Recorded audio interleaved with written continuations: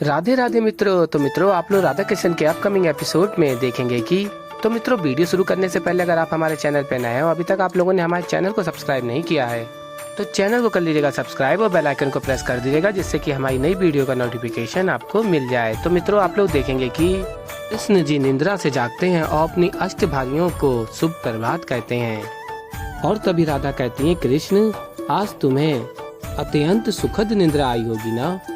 तुम्हारी अष्टभारियों ने इतनी प्रेम पूर्वक सेवा की है तुम्हारी। और तभी कृष्ण जी कहते हैं, सत्य कहा राधा, अष्टभारियों ने ऐसी सेवा की है कि गहन निद्रा आ गई। और फिर मित्रों, आप लोग आगे देखेंगे कि राधा कहती है, कृष्ण, समझ नहीं आ रहा ये नारद जी कहाँ चले गए। तुम्हारी रानियों ने इतने प्रेम पूर्वक तुम्हारे लिए भोजन बनाया है, उन्हें यहाँ उपस्थित होना चाहिए था ना। और तभी कृष्ण जी कहते हैं, भाई तो मैं भी सोच रहा हूँ, कहाँ है नारद मुनि। और तभी नारद मुनि वहाँ आ जाते हैं और कहते हैं, मैं श्री कृष्ण के लिए कुछ प्रबंध करने गया था देवी राधा। और कहते हैं, आप सभी इतनी सेवा कर रहे हैं श्री कृष्ण की, तो मैंने भी सोचा कि मैं भी कुछ करूं श्री कृष्ण के लिए। और फिर नारद मुनि कहते हैं, जब श्री कृष्ण ने ये सुंदर दायित्व दिया तो मैंने मंथन किया। उसके पश्चात मुझे ये ज्ञात हुआ कि भला मैं कैसे प्रेम को परख सकता हूँ। और तभी रुक्मिणी कहती है, किंतु नारद मुनि, आप जिसके विषय में जानते नहीं उसकी परख कैसे कर सकते हैं। और तभी नारद मुनि कहते हैं, हाँ, यही बात कहने आया हूँ कि यह कार्य मैं नहीं कर सकता, किंतु कोई है जो कई दिनों से मेरे पक्ष में है और वो पुनः मेरी सहायता करेगी। और फिर कहते हैं, देवी राधा, अब जब मैं ये कार्य करने के लिए असमर्थ हूँ, अब देवी राधा मेरी ओर से प्रेम की परख करेंगी। और कहते हैं, प्रेम के विषय में देवी राधा से अधिक कौन जान सकता है। अब देवी राधा अष्टभारियों में से किसी एक पत्नी को चुनेंगी। देवी राधा से हम विचार विमर्श करेंगे और उसके पश्चात आपका चुनाव होगा। और फिर कहते हैं, क्या आप सभी इससे सहमत हैं।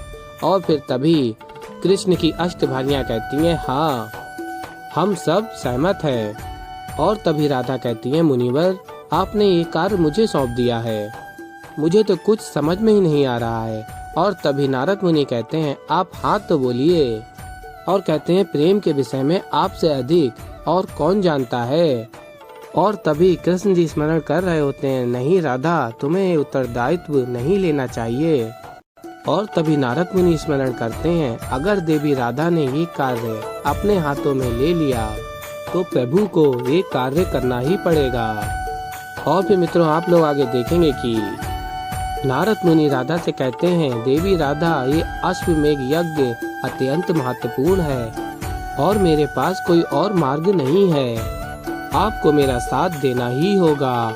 और फिर तभी सभी अष्टभागियां कहती हैं, मैं नारद मुनि की बात से सहमत हूँ।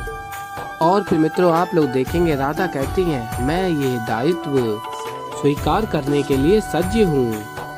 और फिर आगे आप लोग देखेंगे, नारद मुनि कहते हैं, इतनी कड़ी धूप, हे सूर्यदेव, आपका ताप तो विकट है, किंतु मैं भी महादेव के प्रसाद की प्रतीक्षा कर रहा हूँ और जब तक अश्व प्रकट नहीं हो जाता तब तक मैं यहीं खड़ा रहूंगा।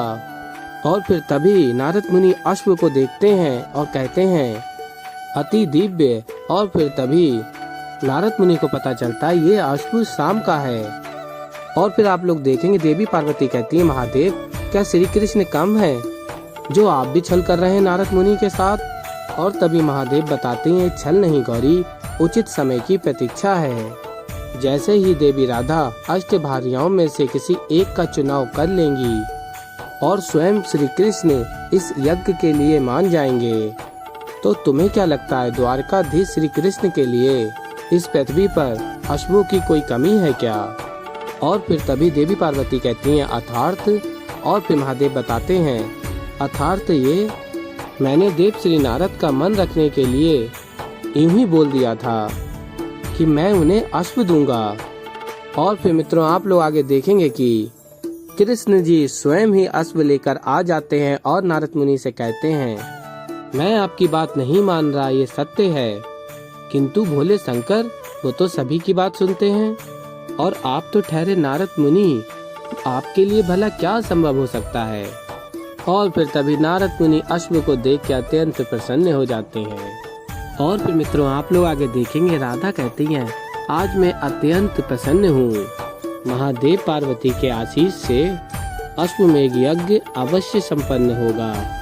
और फिर मित्रों आप लोग आगे देखेंगे, शाम कहता है, ध्यान से सुनो मेरे दिव्य अश्व, अदापि मैं नहीं चाहता कि यज्ञ हो, परंतु मेरी माता की प्रसन्नता के लिए मैं कुछ भी कर सकता हूँ।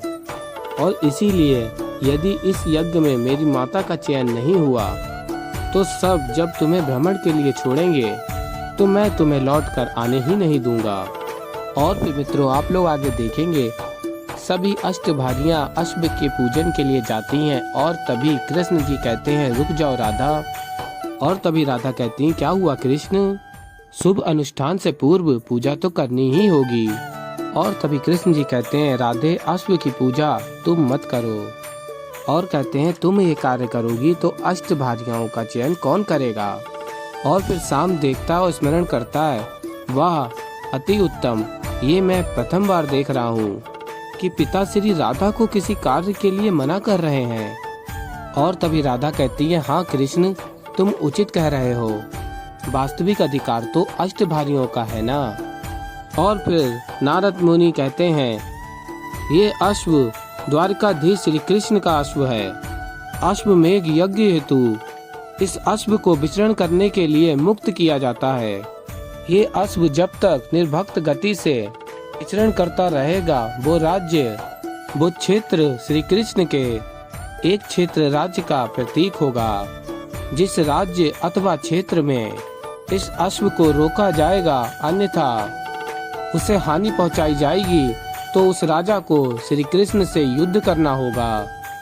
और मुझे पूर्ण विश्वास है श्री कृष्ण के इस अश्व को कोई स्पर्श भी नहीं कर सकता, इसलिए वो कुछ ही समय में लौट आएगा, और उसी समय में हमारे यज्ञ की भी व्यवस्था पूर्ण हो जाएगी। और देवी राधा, आप अष्टभागियों में से किसी एक का चुनाव कर चुकी होंगी। और फिर तभी राधा कहती हैं, हाँ हाँ मुनिवर, अब अश्व के मुक्त होने का समय आ गया है। तो मित्रों ऐसे ही आगे और भी बहुत कुछ देखने को मिलेगा, तो अभी के लिए इस वीडियो में इतना ही। तो मित्रों अगर आप लोगों को हमारी वीडियो पसंद आई हो तो वीडियो को कर दीजिएगा लाइक, और अभी तक अगर आप लोगों ने हमारे चैनल को सब्सक्राइब नहीं किया है तो चैनल को कर लीजिएगा सब्सक्राइब, और बेल आइकन को प्रेस कर दीजिएगा, जिससे कि हमारी नई वीडियो का नोटिफिकेशन आपको मिल जाए। तो मित्रों मैं मिलता हूँ आप लोगों को जल्दी एक नई वीडियो के साथ, तब तक के लिए राधे राधे।